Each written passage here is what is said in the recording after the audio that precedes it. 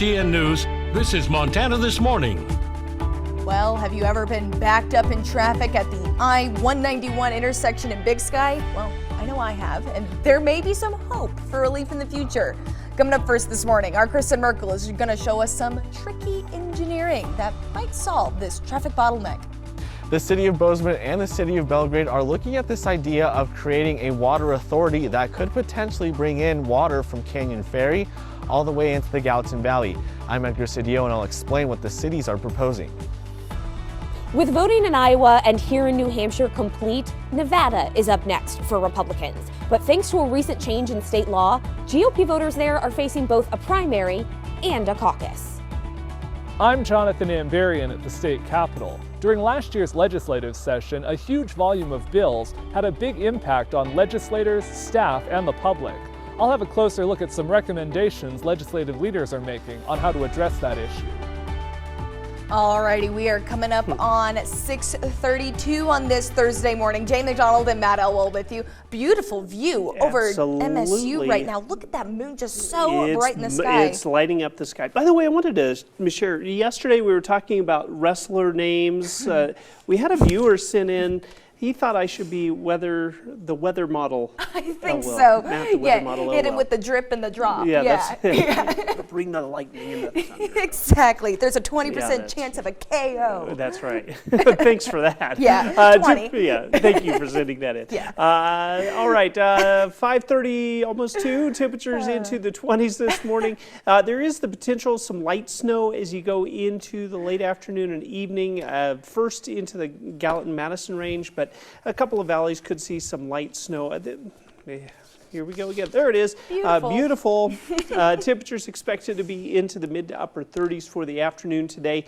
We do have some warmer temperatures on the way as well. I'll take a look at that, of course, in just a few minutes. All right. Thank you very much, Matt. Now, the first story right off the top this half hour. The intersection of U.S. Highway 191 and Highway 64 is one of the major causes of traffic jams in Big Sky. But there may be a way to solve this issue. MTN's Kristen Merkel reports on the potential solution for traffic at this intersection and how Big Sky residents are feeling about it. It's no secret that the intersection of U.S. Highway 191 and Montana Highway 64 behind me causes some congestion in Big Sky. But some believe there could be a solution to that, which includes a roundabout to help alleviate traffic at this intersection. I think they should leave it as is. Yeah, I don't think a roundabout's going to help anything. Barry Huckel has worked in Big Sky for 22 years. As someone who is familiar with the drive to Big Sky, he believes a roundabout will cause nothing but more problems. I think it's going to cause mass confusion, and people already have troubles knowing how to use them. The discussion of the potential roundabout at this intersection is a part of an optimization plan to improve Highway 191 between Four Corners and Big Sky.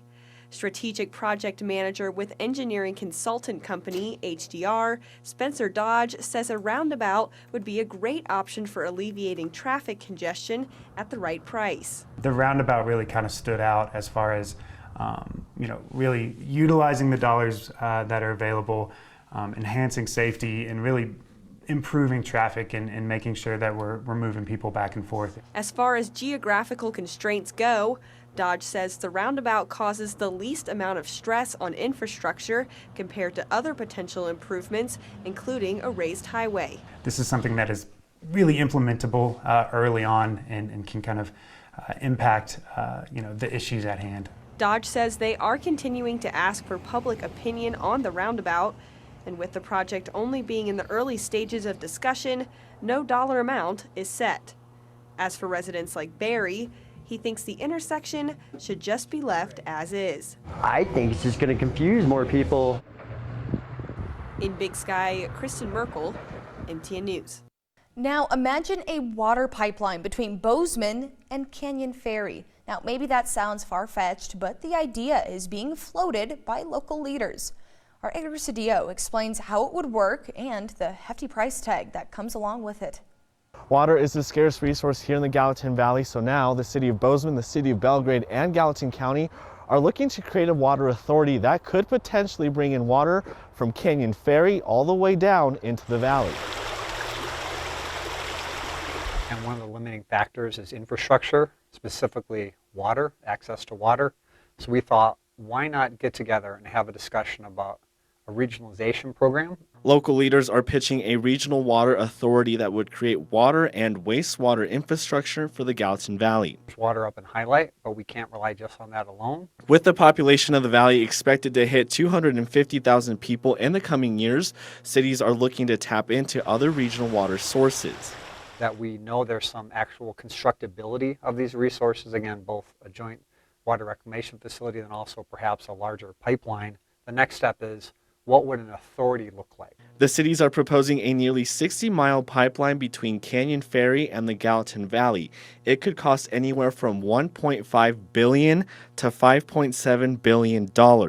A feasibility study was just completed. Is it physically possible from an engineering standpoint to build a regional water reclamation facility? The answer to that is yes. Some residents expressed concern at Tuesday's commission meeting about building a project of this scale.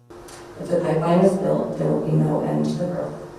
And I urge the commission to explore other avenues. A little bit like we said, here's the Titanic, this is your only ride, this is the ticket. City Manager Jeff Mihalik says the water downstream won't be an issue. So we're really not depleting the Canyon Ferry resources. We're just using that for potable water to help really support affordable housing, but then that water's actually going back in Canyon Ferry. Mihalik says other cities along the route could benefit from the pipeline, which could help pay for the multi-billion-dollar project. Federal resources, grants, state resources, grants, and then any community that wants to participate. The city of Bozeman moved forward with looking at creating a government authority. It would still be decades before a pipeline could be built. In Bozeman, Edgar Cedillo, MTN News. And the 2024 presidential campaign is officially in full swing. The next state where Republicans will weigh in on their choices is going to be Nevada. But Scripps News political correspondent Stephanie Liebergen explains why Nikki Haley and Donald Trump won't be on the same ballot. Nevada has traditionally been a caucus state, but in 2021, then Governor Steve Sisolak signed a new law requiring the state to hold primaries instead. But Republicans are not on board, and the political party controls how it awards delegates. So the Nevada GOP is tying the state's 26 delegates to its caucus results and not the primary. On February 6th, the state-run primary ballot will have just one top-tier candidate who's still in the race, Nikki Haley. 2 days later, on February 8th, Nevada Republicans will hold a caucus, where former President Donald Trump and longshot candidate Ryan Binkley will be the only ones on the ballot. The next state is Nevada, where I have 100%, because they all pulled out. With Trump all but guaranteed to sweep Nevada's 26 delegates, Nikki Haley has turned her attention to the next competitive contest, South Carolina. Every time I've run for office in South Carolina, I've beaten the political establishment. They're lined up against me again. That's no surprise. But South Carolina voters don't want a coronation. They want an election. The polls there don't look good for the former governor, but the February 24th primary is a month away, and Haley says her ground game in her home state is just getting started. Stephanie Liebergen, Scripps News. And during last year's Montana legislative session, lawmakers introduced almost 1,700 bills and resolutions. Now, that is a huge volume of legislation, and it put a strain on staff and committees. MTN senior political reporter Jonathan Amberian was at the Capitol on Wednesday as a committee made some recommendations on ways to address the volume. In 2023, the Montana legislature took up more bills during their 90-day session than any year in decades, and legislative leaders decided to take a look at what can be done to limit the impact of that huge volume of bills. This legislative session was absolutely very historic.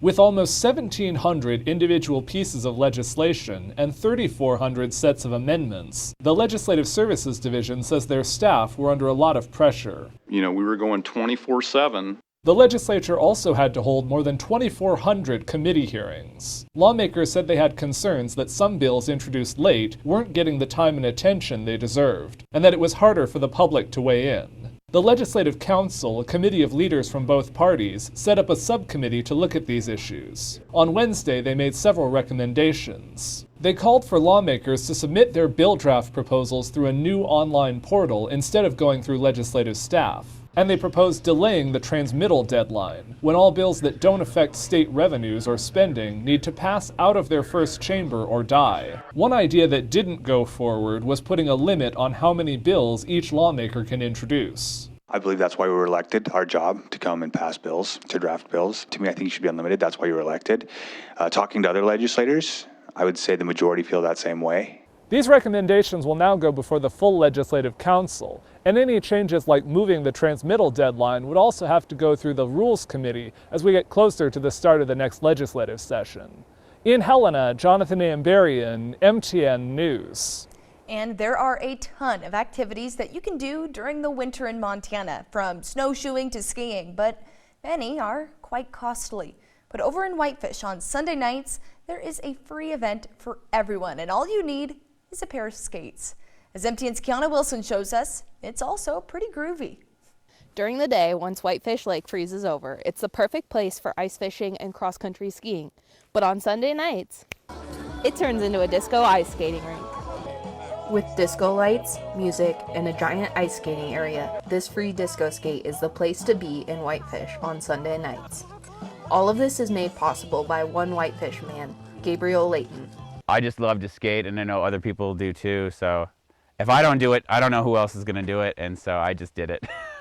On top of his normal job, Layton spends anywhere from 20 to 30 hours a week clearing snow and making sure the rink is ready to go on Sunday nights. The Whitefish Disco Skate is in its second year. All of this stemmed from Layton's love of skating and not spending enough time on the ice. So I just was working a lot of hours. I'm just not making enough me time and needed to have me time and do what I love. This skate is open to anyone in Whitefish. You just have to bring your own skates. It brings people of all ages together to enjoy Montana's winter activities, even when the indoor rink isn't open for free skate. It's really fun. Yeah, it's very awesome because we can ice skate. Their ice rink isn't always open. Layton got the idea from a similar skating area in Toronto, Canada, and brought his love of music and skating to Whitefish. It's all ideas and thoughts and things in your head, and you can bring them to life. It's just an idea in my head that I brought to life. You can join in on the Whitefish Disco Skate at City Beach in Whitefish on Sunday night starting at 5 p.m. Be sure to check out Whitefish Disco Skate on Instagram in case of cancellation due to inclement weather. In Whitefish, Kiana Wilson, MTN News. What a great idea. I just love that story. All right, 6:43, we're going to take a short break here on Montana This Morning, but when we come back, the Federal Trade Commission is pushing to change a law that regulates how companies track and advertise to kids online. We're going to take a closer look at the FTC's proposed changes. That and a look at your forecast when we come back. Tonight's